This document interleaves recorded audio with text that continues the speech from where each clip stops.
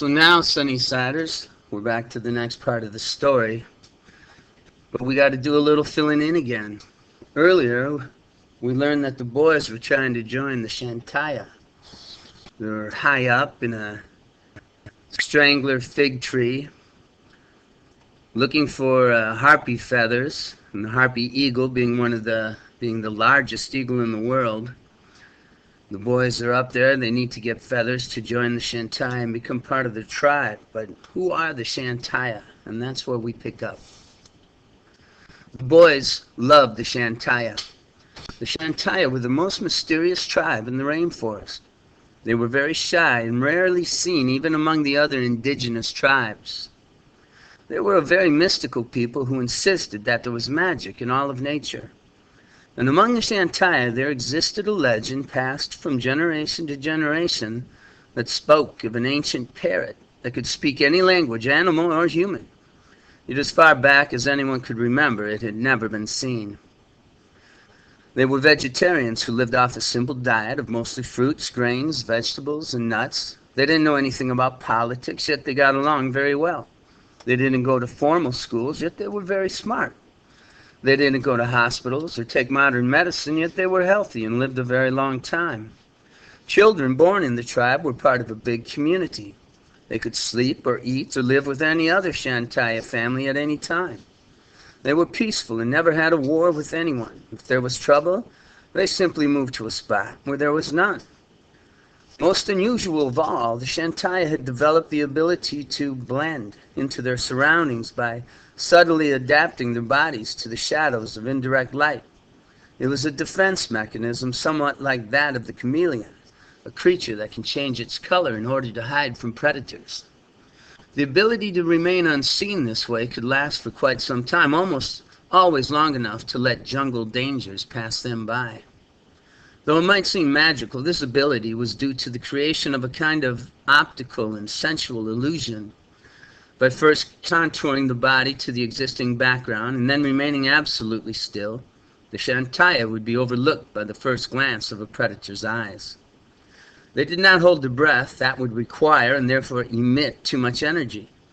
Predators sense such emissions. Rather, the Shantaya would achieve absolute stillness by suspending their breathing. A Shantaya tribe member in this state of suspension could bring his or her pulse down to 5 heartbeats per minute, giving off not much more energy than the background into which they had blended. This created the illusion of belonging there. This ability was so developed that they could hide for a long time in almost any kind of background as long as there were shadows.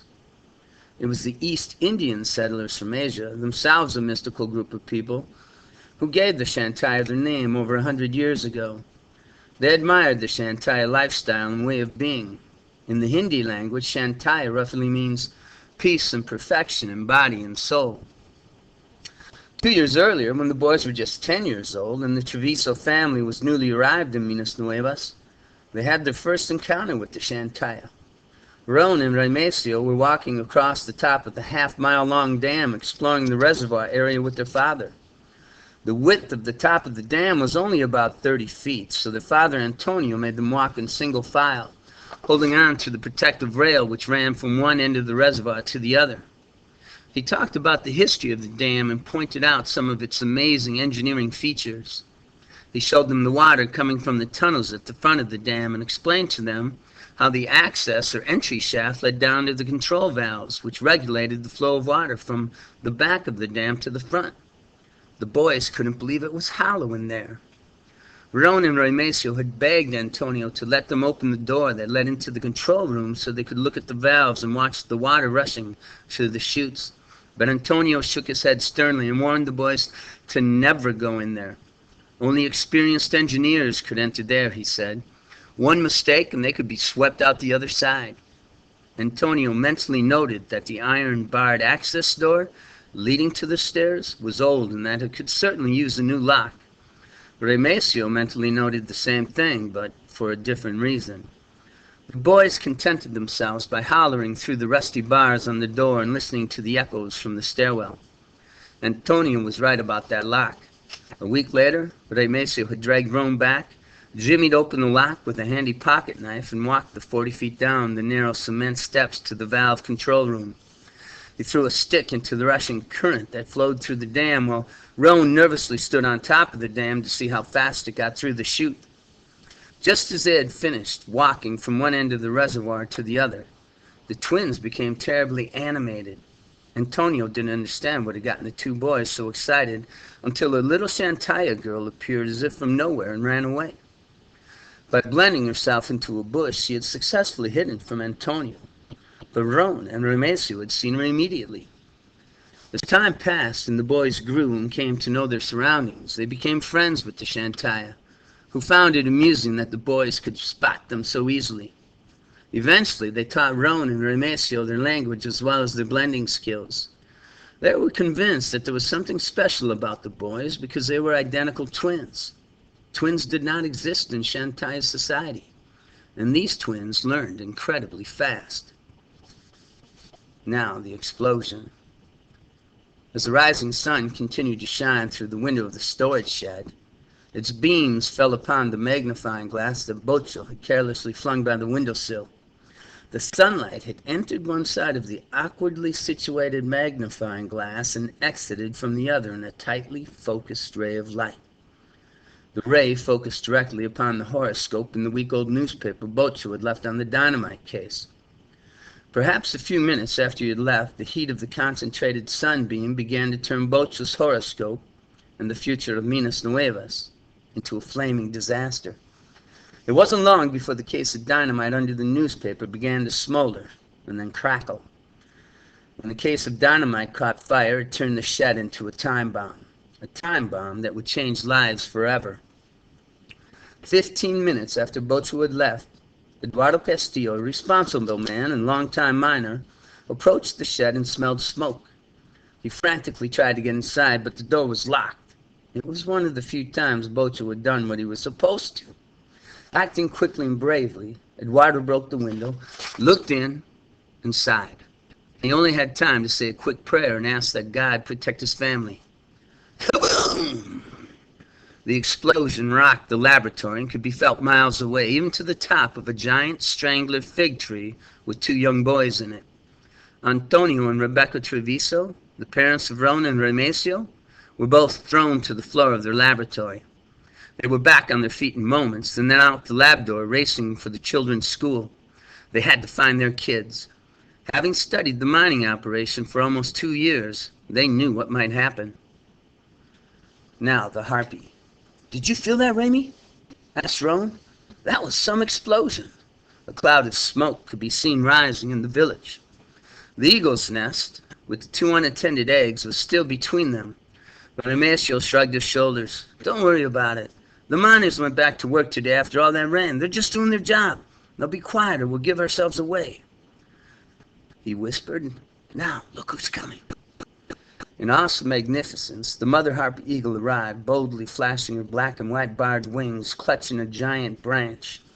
Her imposing body eventually came to rest on the large stick nest. She was huge, and she was frightening. Roan felt his heart pound like Latin drums.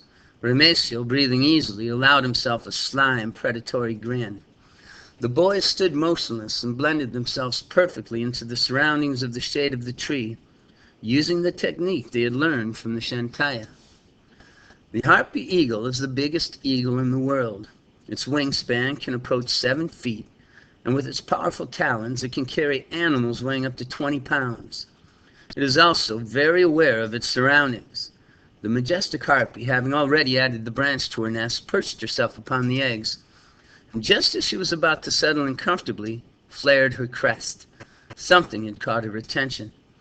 She looked carefully in all directions with her piercing golden eyes, but could see nothing unusual. Though she looked directly at them, the boys seemed to belong in the tree just as naturally as the leaves and branches. Satisfied there was no danger, the mother snuggled back upon her eggs. Roan willed his heart to slow, while Remesio's began to thrill with the challenge. Remesio blinked twice, his signal to get ready.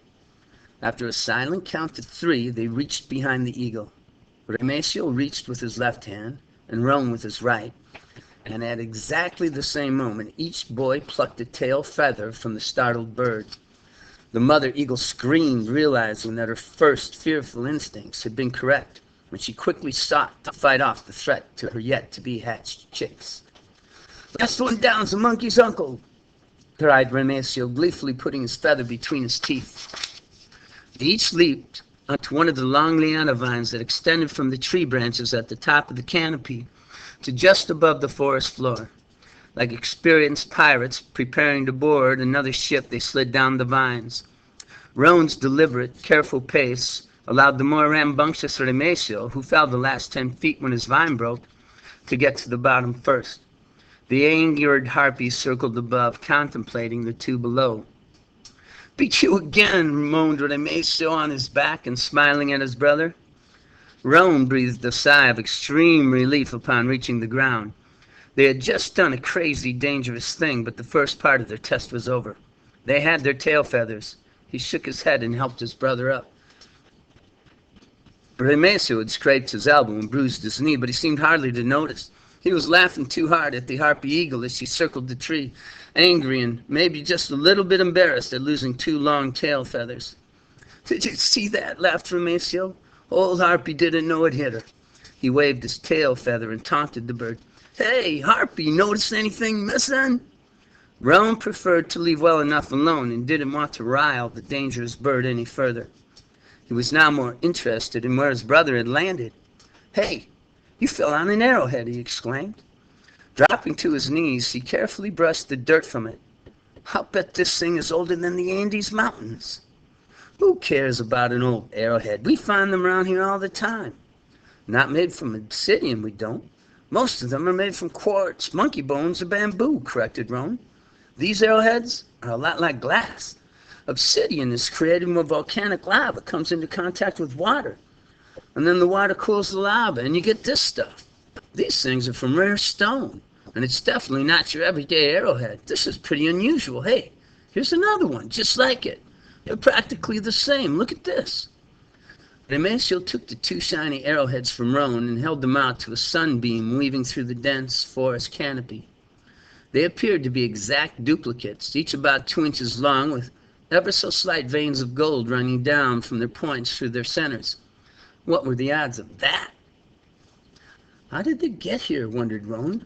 "Maybe they were on arrows carried by an Indian prince thousands of years ago while he was protecting his people from evil rulers. Or maybe they were used by the Yanomami in a great battle with the Spaniards to keep them out of El Dorado." Remecio shook his head. His brother had a crazy imagination. "Yeah, or maybe some hunter shot an animal and missed and then decided the arrows weren't worth picking up again." "Hey, these aren't just arrowheads. They're relics from a long time ago," Roan said.